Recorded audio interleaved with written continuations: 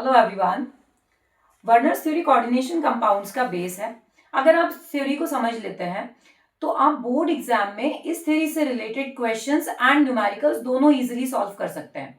तो let's understand Werner's theory in few minutes. Okay, so this theory was proposed by Alfred Werner.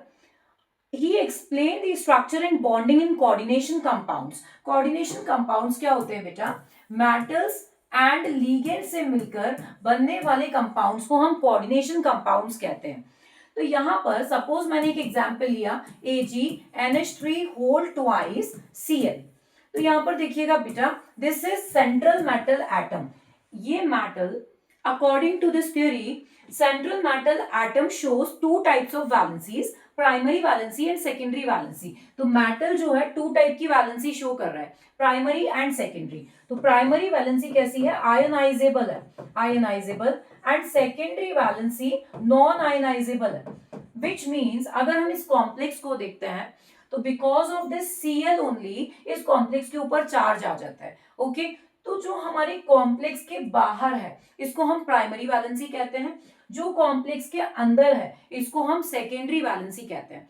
Complex के बाहर वाली species इस metal के ऊपर कितना चार्ज आएगा ये डिसाइड करेंगे, विच मीन्स ऑक्सीडेशन नंबर हम इन बाहर वाली स्पीशीज के बेसिस पर फाइंड करते हैं। तो प्राइमरी वैलेंसी हमको ऑक्सीडेशन नंबर बताती है, सेकेंडरी वैलेंसी हमें कोऑर्डिनेशन नंबर बताती है। कोऑर्डिनेशन नंबर का मीनिंग क्या होता है? ये जो मेटल है ये कितने अदर एटम्स या ग्रुप से घिरा हुआ है। तो यहां पर देखिएगा सिल्वर 3 अमोनिया से घिरा हुआ है, तो यहां पर जो कोऑर्डिनेशन नंबर होगा सिल्वर का वो है 2, which means secondary valency in this complex is 2। अगर हम इस कॉम्प्लेक्स की प्राइमरी वैलेंसी की बात करें, बिकॉज ऑफ दिस Cl इस कॉम्प्लेक्स पर +1 चार्ज आ रहा है, तो इसका ऑक्सीडेशन नंबर हो गया +1। तो यहां पर प्राइमरी वैलेंसी सिल्वर की होगी +1। ओके, तो प्राइमरी वैलेंसी कैसी होती है? आयनाइजेबल होती है। सेकेंडरी वैलेंसी कैसी होती है? Non ionizable. प्राइमरी वैलेंसी हम ब्रैकेट के बाहर लिखते हैं, सेकेंडरी वैलेंसी हम ब्रैकेट के अंदर लिखते हैं। प्राइमरी वैलेंसी ऑक्सीडेशन नंबर बताती है, सेकेंडरी वैलेंसी कोऑर्डिनेशन नंबर बताती है। Primary valency negative charge containing species हो सकती हैं, बट अगर हम सेकेंडरी वैलेंसीज की बात करें, विच मीन्स लीगेंड्स की बात करें, तो वो नेगेटिव भी हो सकते हैं और न्यूट्रल स्पीशीज भी हो सकती हैं। प्राइमरी वैलेंसी जो है वो वेरिएबल होती है। वेरिएबल का मीनिंग क्या है बेटा? ये चेंज हो जाएंगी। सिल्वर की है तो +2 +1 हो सकता है, बट अगर हम सेकेंडरी वैलेंसी कोऑर्डिनेशन नंबर की बात करें तो कोऑर्डिनेशन नंबर सिल्वर का एक पर्टिकुलर ऑक्सीडेशन स्टेट में फिक्स होता है। तो सेकेंडरी वैलेंसी जो है वो वेरिएबल नहीं होती है, ओके, फिक्स्ड होती है किसी भी मेटल की। अब यहाँ पर देखिएगा हमने एक कॉम्प्लेक्स का एग्जांपल लिया है। इस कॉम्प्लेक्स में मैंने अमोनिया जो लिया है, अमोनिया क्या बता रहा है? कोऑर्डिनेशन नंबर बता रहा है। और यहाँ पर मैंने जो डॉट डॉट से लिखा है ये प्राइमरी वैलेंसी है। बोल्ड लाइन जो है वो क्या बता रहा है? Secondary valency. डॉट डॉट क्या बता रहा है? Primary valency. ठीक है, अब ये तो हो गया थियोरेटिकल क्वेश्चन टाइप्स जो आपसे बोर्ड एग्जाम में पूछता है, आपसे डिफरेंस पूछ सकता है या फिर आपसे पोस्टुलेट्स के फॉर्म में क्वेश्चन पूछ सकता है। ये फर्स्ट पैटर्न हो गया क्वेश्चन का। अब जो आपसे सेकेंड पैटर्न पूछता है क्वेश्चन का, वो इस तरह से पूछता है, how many ions per mole of the following complexes are present in the solution. अब आप देखिएगा बेटा, बिकॉज ऑफ दिस Cl2, हम अगर इस कॉम्प्लेक्स को देखते हैं तो ये कैसा है? COCl NH3 whole 5। अब यहां पर इस Cl2 की वजह से, क्योंकि ये नेगेटिव चार्ज स्पीशीज है, इस Cl2 की वजह से इस कॉम्प्लेक्स के ऊपर आ गया प्लस का चार्ज। अब मैं इसको कैसे लिखूंगी? +2 Cl नेगेटिव। तो यहां पर देखिएगा +2 एंड -1, टोटल आयंस कितने हुए यहाँ पर? 3 आयंस। तो 3 आयंस पर मोल हो गए यहाँ पर। ओके, आपसे क्या लिखेंगे हम यहाँ पर? 3 आयंस पर मोल। 3 आयंस पर मोल। आपसे क्वेश्चन में आयंस पूछे ना बेटा, हाउ मेनी आयंस पर मोल, तो हम लिखेंगे 3 आयंस। फर्स्ट केस में 3 आयंस हो गए। सेकेंड केस में देखिएगा, अगर AgNH3 होल ट्वाइस को देखते हैं तो बिकॉज ऑफ Cl, यहां पर एक Cl है तो Cl के ऊपर चार्ज कितना हो गया? -1। इस Cl की वजह से कॉम्प्लेक्स के ऊपर चार्ज कितना आया है? +1। तो टोटल आयंस कितने? एक आयन ये, एक आयन ये, टोटल आयंस कितने हो गए बेटा? 2 आयंस हो गए। तो हम लिखेंगे 2 आयंस पर मोल। इसका आंसर क्या हो गया? 2 आयंस। ओके बेटा, एनसीईआरटी में क्वेश्चन दिया हुआ है बट आप लोगों को आयन समझ नहीं आते कि कैसे लगाया। ओके, तो हम ऐसे करते हैं, this is PtCl3 NH3 whole thrice अब यहाँ पर क्या लिखा हुआ बेटा, Cl कॉम्प्लेक्स के बाहर है, इस Cl की वजह से इस कॉम्प्लेक्स के ऊपर +1 चार्ज आ गया और यहाँ पर Cl का चार्ज -1। टोटल आयंस कितने हो गए यहाँ पर बेटा, अगेन 2। इसका आंसर क्या हो गया, 2 आयंस पर मोल। ओके, तो एक पैटर्न ये हो गया क्वेश्चन का। आपने दो पैटर्न समझ लिए, एक पोस्टुलेट्स के फॉर्म में पूछता है, आपसे डिफरेंस के फॉर्म में पूछता है, ये थ्योरेटिकल क्वेश्चन हो गया। देन आपसे इस फॉर्म में क्वेश्चन पूछता है जिसमें आयंस पूछे जाते हैं। अब आपका जो थर्ड पैटर्न है बोर्ड एग्जाम में क्वेश्चन का, वो कैसा है बेटा, on the basis of following observations made with aqua solution right the formula and assign secondary valency two metals in the following compounds. अब आपको ये क्वेश्चन दिया हुआ है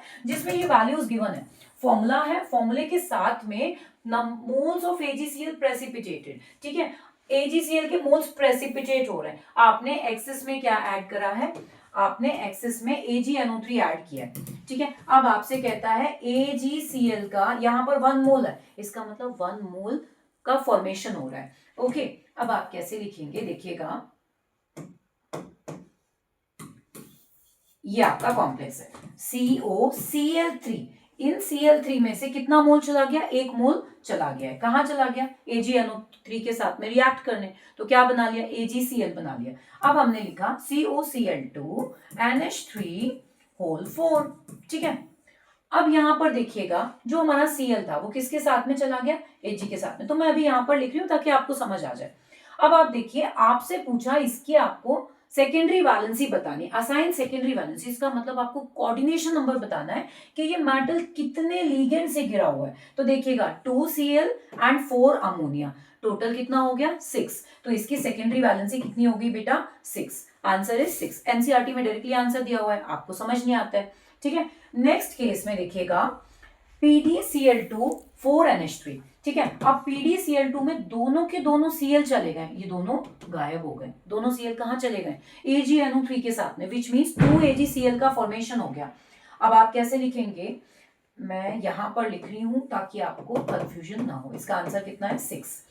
यहां देखिएगा PD, अब दोनों Cl गायब हो गए, देखिए यहां पर आंसर कितना है 2, क्या बचा NH3, कितने टाइम्स है NH3, 4 टाइम्स। ओके, अब हमारे दोनों के दोनों Cl गायब हो गए, तो बताइए PD की सेकेंडरी वैलेंसी क्या होगी, कोऑर्डिनेशन नंबर क्या होगा 4, आंसर इज 4। एनसीईआरटी में डायरेक्टली 4 लिखा हुआ। आपको कैसे समझ आया कि Cl दोनों गायब हो गए, गायब का मतलब AgCl बना लिया। ओके, अब थर्ड केस में देखिएगा NiCl2 6H2O, अब यहां से भी दोनों Cl AgCl के फॉर्म में चले गए, ठीक है। अब हमने क्या बनाया, Ni, दोनों Cl गायब हो गए का मीनिंग क्या है, अब 6H2O, H2O 6 मोल्स रहेंगे और Cl2 को हमने AgCl के फॉर्म में रिमूव कर दिया। अब इसके पास में कितने वाटर मॉलिक्यूल्स हैं, 6, इसका आंसर क्या हो गया बेटा 6, ठीक है। नेक्स्ट केस में देखिएगा, नेक्स्ट केस में थोड़ा सा डिफरेंट है, ये आपको .2H2Cl के फॉर्म में दिया हुआ है, बट यहां पर ना AgCl का प्रेसिपिटेशन नहीं हो रहा, AgCl नहीं बन रहा है, ठीक है। तो अब आप इसको कैसे लिखेंगे, H2 तो है ही, ठीक है। अब PtCl, ये 4 थे और ये 2 मोल्स, Cl के 2 मोल्स और है, तो क्या बन गया PtCl6। अब बताइए प्लेटिनियम के आसपास कितने लिगेंड्स हैं, 6 लिगेंड्स हैं, इसकी सेकेंडरी वैलेंसी कितनी होगी 6, समझ आया। नाउ लास्ट क्वेश्चन इज, यहां पर भी देखिए 0, इसका मतलब AgCl नहीं बन रहा है, तो हमारे पास जितने मोल्स हैं इन सभी को हम कहां लिखेंगे, कॉम्प्लेक्स के अंदर। अब आप बताइए कि PTL 2 मोल्स हैं अमोनिया के, इसको हम 2 लिखेंगे, क्वेश्चन में 2 दिया बेटा, 4 देते तो हम 4 लिखते, कोई प्रॉब्लम नहीं, एज इट इज लिखते ना, ये 2 है हमने 2 लिख दिया, 4 होता हम 4 लिख देते।